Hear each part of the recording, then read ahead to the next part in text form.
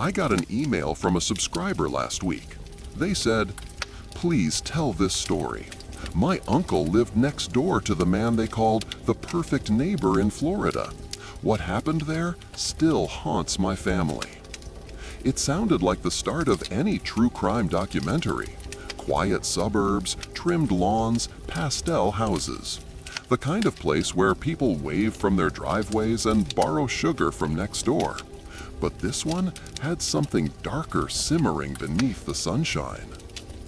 His name was Robert Dean, and everyone in the neighborhood thought he was the kindest man around. He watered his neighbors' plants, mowed their lawns when they were on vacation, and even brought cookies to the new families who moved in. People called him Mr. Perfect Neighbor. But my subscriber's uncle, Jim, said something about Robert always felt off. His smile lingered too long. His eyes didn't blink enough.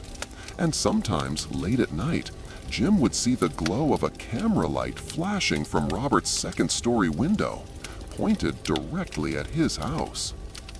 At first, Jim brushed it off. "Maybe he's filming birds," he told his wife.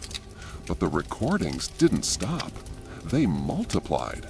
Sometimes Robert would walk outside and greet them before they even opened their door, as if he always knew when they were about to leave.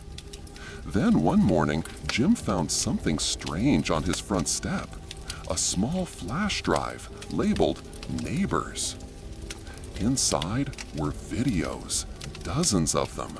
Footage from cameras placed inside their home, their kitchen, their bedroom, their child's room.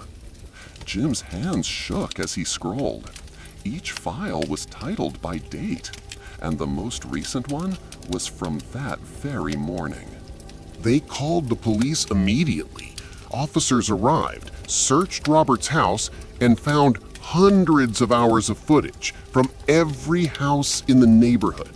He had mapped out the entire cul-de-sac, documenting their routines like a twisted anthropologist. But here's the part that still chills me. On one of the tapes, Robert was sitting in front of the camera, speaking directly into it. He said, "You can't trust your neighbors, not even the perfect ones." The investigation went public. Local news called it the perfect neighbor case. They found hidden microphones under mailboxes, wireless cameras disguised as porch lights, and recordings spanning years. But before Robert could stand trial, before he could even be properly questioned, he disappeared. His car was found near a swamp, doors open, engine still running.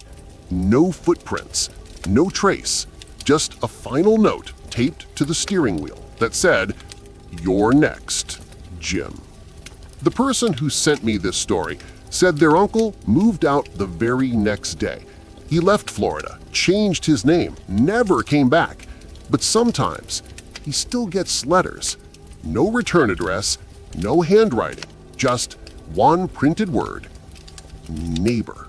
Stories like this always remind me monsters don't just live in haunted houses or graveyards. Sometimes they water their lawns, smile when you pass, and wave goodnight through the window. So if your neighbor seems too perfect, maybe don't wave back. Thank you to the subscriber who trusted me with this story. I'm always honored when you share your real experiences or the ones that haunt your towns. Keep them coming. Your stories keep the dark alive, because sometimes the truth is the scariest thing of all.